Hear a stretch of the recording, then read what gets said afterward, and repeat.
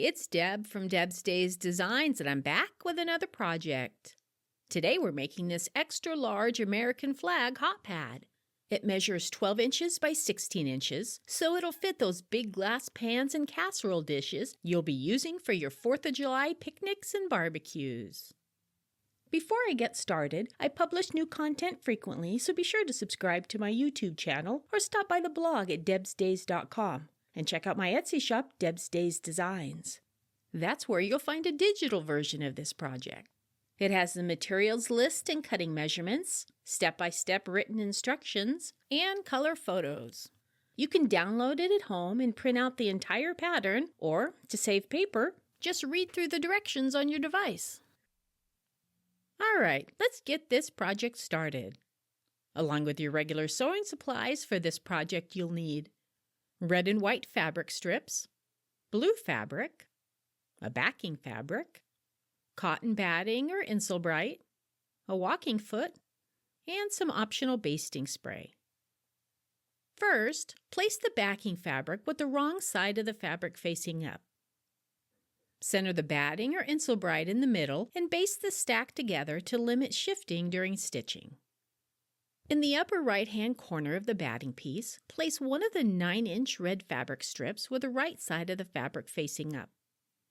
Place a white strip on top with the right side of the fabric facing down. Align the raw edges on the long side of the strips and pin them in place.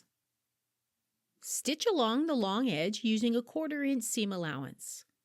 Since we're using the backing piece as a binding, do not stitch beyond the edge of the batting. Press it open. Place another red strip on top of the white strip, right sides facing each other. Stitch using a 1/4 inch seam allowance, then press it open. Place the other white strip on top of the red strip, right sides facing each other, and stitch using a 1/4 inch seam allowance. Press it open. Place the blue fabric piece on top of the red and white strips with the right sides facing each other. Align it with the left edge of the strips and the bottom of the white fabric strip. Stitch the blue fabric to the stripes using a 1/4 inch seam allowance and press it open.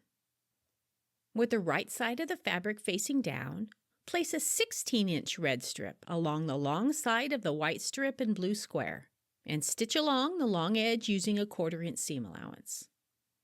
Press it open. Continue alternating white and red fabric strips until you get to the bottom of the batting. There'll be some extra batting showing.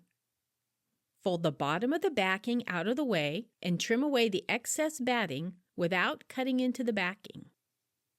Flip the piece over and fold the backing out of the way and very carefully trim away the excess ends of the strips without cutting into the backing. Turn the piece right side up and add additional quilting if desired. Trim the backing fabric so it measures 1 1/4 inches away from the edge of the front fabric. To create the binding and mitered corners, fold the corner of the backing so it meets the corner of the front piece and press it. Open up the fold and cut on the crease line, and do the same for all 4 corners. Fold the cut corners over the corners of the front piece and press it. Fold each side so the raw edges of the backing meet near the raw edges of the front piece and press it.